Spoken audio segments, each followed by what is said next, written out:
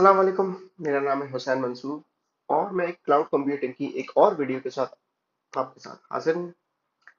आज की वीडियो के अंदर हम जो AWS की लैब हैंड्स ऑन लैब को परफॉर्म करेंगे वो है एक सर्विस के बारे में जिसका नाम है आइडेंटिटी एंड एक्सेस मैनेजमेंट।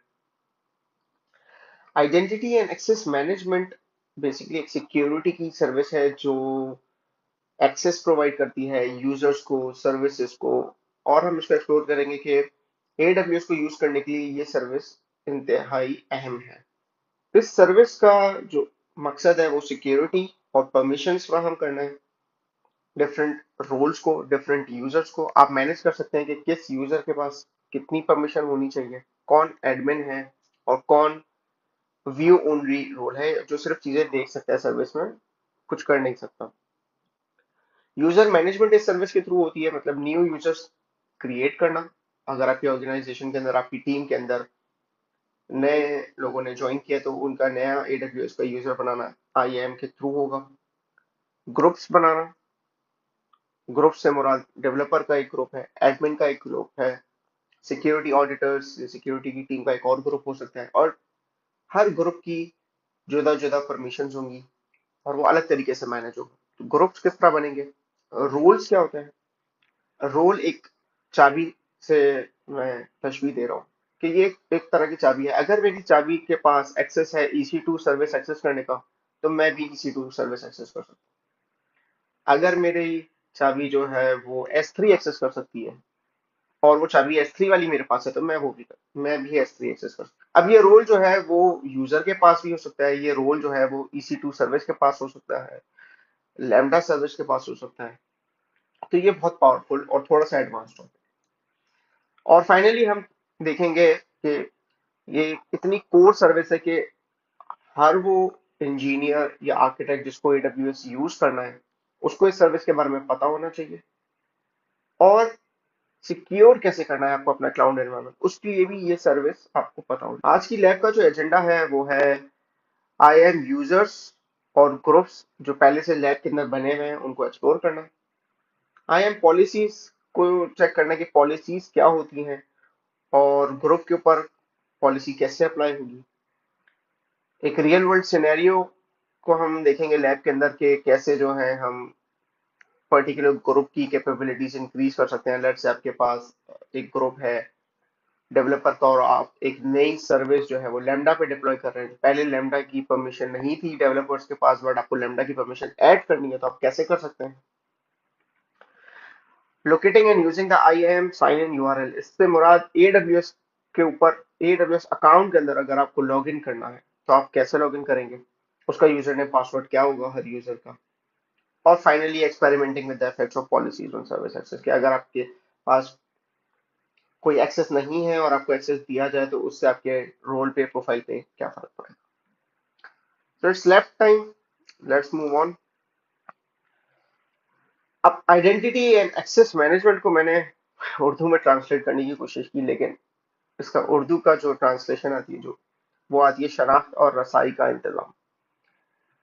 तो अब इस वीडियो के अंदर मैं बार बार शनाख्त और रसाई का इंतजाम तो नहीं कह सकता।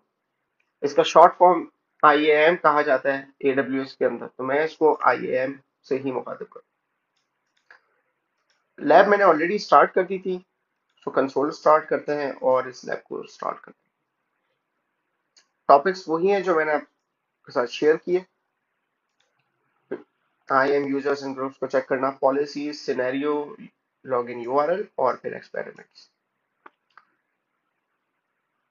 सो टास्क 1 हमारा है कि हमें AWS के अंदर जाके IAM की सर्विस एक्सेस करनी है। AWS कंट्रोल सर्विसेज पे क्लिक किया, IAM, और यहाँ पे आपके पास यूजर्स, ग्रुप्स, रोल्स, सारी चीजें शो हो रही हैं। लेफ्ट हैंड साइड से भी एक्सेस कर सकते हैं, यहाँ से भी। तो पहले हम देखते हैं कि कितने यूजर्स हैं।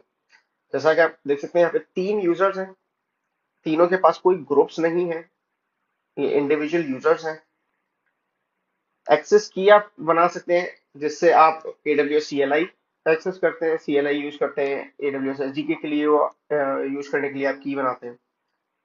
पासवर्ड एज, इनके इस पर्टिकुलर यूजर का पासवर्ड कब जनरेट हुआ या कब लास्ट मॉडिफाई हुआ, और लास्ट एक्टिविटी इस यूजर ने क्या परफॉर्म की। MFA is multi factor authentication, या तो अपने फोन पे टू फैक्टर ऑथेंटिकेशन या एक हार्डवेयर की अगर हम ऐड करें तो उससे लॉग इन करना है। तो इस यूजर की परमिशन चेक करते हैं। यूजर वन की जब मैं परमिशन पे जाता हूँ तो उसकी परमिशन बिल्कुल एम्प्टी है। इस वक्त ये यूजर को कुछ काम नहीं कर सकता, ये किसी ग्रुप का हिस्सा भी नहीं है। तो इस ये यूजर लॉग इन तो कर सकता है लेकिन एक्सेस कुछ नहीं कर सकता। यूजर टू को अगर चेक करें तो यूजर टू के साथ भी कुछ ऐसा ही मामला है। And finally user three. So ये इस वक्त तीनों ये यूजर्स, इनके पास किसी तरह की कोई परमिशन नहीं है, ये कुछ एक्सेस नहीं कर सकते, ये कोई सर्विस यूज नहीं कर सकते। यूजर्स चेक करने के बाद अब हम जाएंगे ग्रुप्स पे। यहाँ पे तीन तरह के ग्रुप्स हैं, एडमिन है, सपोर्ट है और S3 सपोर्ट है। हाँ, EC2 सपोर्ट से करते हैं। यूजर्स फिलहाल कोई नहीं है, परमिशन इसके पास EC2 रीड ओनली है। EC2 रीड ओनली से मुराद ये है कि ये जो भी यूजर इस ग्रुप का हिस्सा होगा वो EC2 को देख सकता है, EC2 की सर्विस को देख सकता है कि कितने सर्वर्स हैं, सर्वर्स की प्रॉपर्टीज क्या है, बट सर्वर को रीस्टार्ट नहीं कर सकता, सर्वर को स्टॉप नहीं कर सकता, नए सर्वर्स स्पिन अप नहीं कर सकता। और EC2 एडमिन को अगर हम चेक करें तो EC2 की जो पॉलिसी है उसके अंदर, पॉलिसी को अगर शो करें तो इसके अंदर है डिस्क्राइब, चेक करना, स्टार्ट इंस्टेंस, स्टॉप इंस्टेंस और डिस्क्राइब अलार्म। तो आप किसी भी EC2 इंस्टेंस को स्टार्ट और स्टॉप कर सकते हैं लेकिन आप टर्मिनेट नहीं कर सकेंगे। ठीक है, तो EC2 एडमिन के पास EC2 सपोर्ट से ज्यादा परमिशन है। और इसी तरह S3 सपोर्ट के पास परमिशन है S3 रीड ओनली की। तो आप न्यू बकेट नहीं जनरेट कर सकते, आप एग्जिस्टिंग बकेट को डिलीट नहीं कर सकते, लेकिन आप सारी बकेट एक्सेस कर सकते हैं।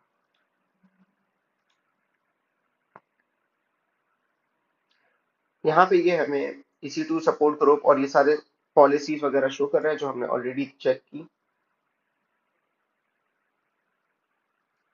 बिजनेस सिनेरियो ये है कि आपकी कंपनी के अंदर या आपकी टीम के अंदर डिफरेंट तरह के ग्रुप्स हैं, डिफरेंट तरह के डेवलपर्स, डिफरेंट तरह के रोल्स होते हैं जिनको different different services different different permissions के साथ यूज करनी है।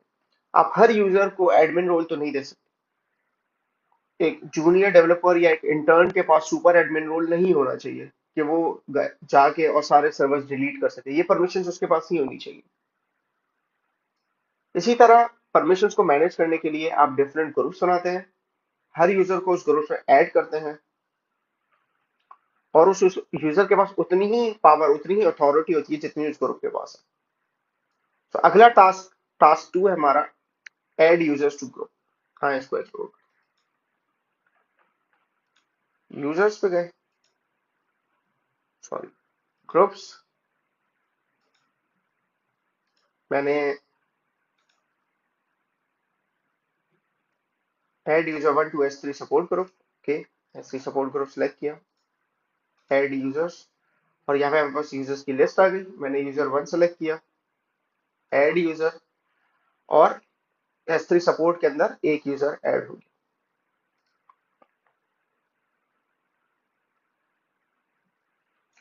Add user to to EC2 support group, EC2 support group को सेलेक्ट किया, ऐड यूजर, और यूजर टू सेलेक्ट करते हुए ऐड यूजर, और फाइनली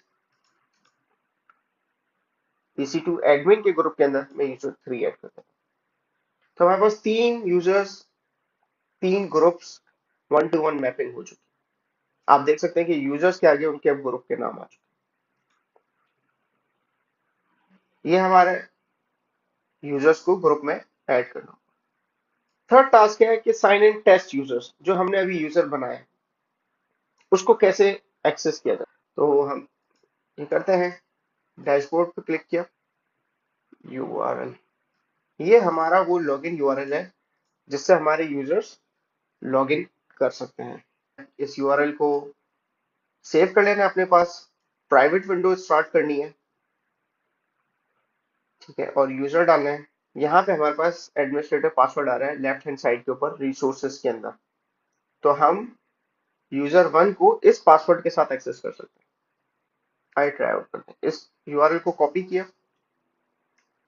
एक प्राइवेट विंडो मैंने स्टार्ट की, यूआरएल एक्सेस किया, वैल्यू मैंने डाली यूजर वन, और पासवर्ड मैंने अपनी लैब से कॉपी किया, user hyphen one user name, और पासवर्ड लैब से कॉपी किया।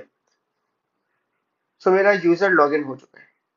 अब चेक करते हैं कि इस यूजर के पास क्या क्या प्रॉपर्टीज हैं। चूंकि ये S3 सपोर्ट का हिस्सा था, अगर मैं EC2 एक्सेस करूं तो क्या होगा, एक दफा और वेरीफाई कर लेते हैं।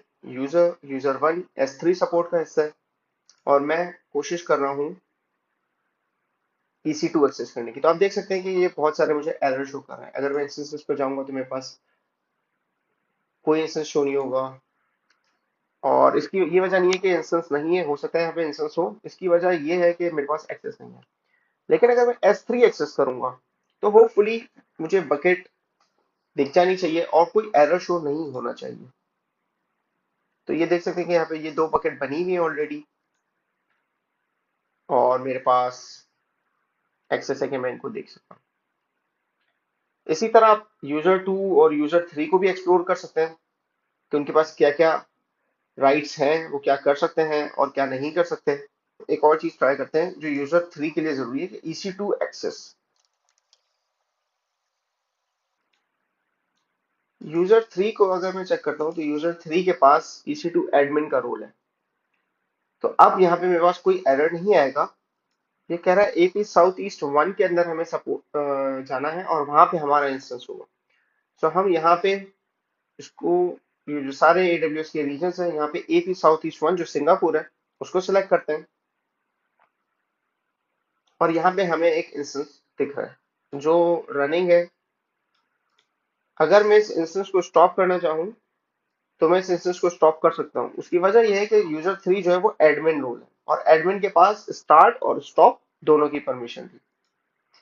तो मैं इसको स्टॉप करके ट्राई करता हूँ। इंस्टेंस सेलेक्ट किया, इंस्टेंस स्टेट, स्टॉप इंस्टेंस, और ये इंस्टेंस की जो स्टेट है ये स्टॉपिंग है। ये कुछ सेकंड्स के बाद स्टॉप हो जाएगा। आप ये कर सकते हैं कि आप यही चीज जो मैंने यूजर थ्री के साथ की है, log in, EC2, reason select करना और इंस्टेंस स्टॉप करना, आप यूजर टू से ट्राई करके देख सकते हैं।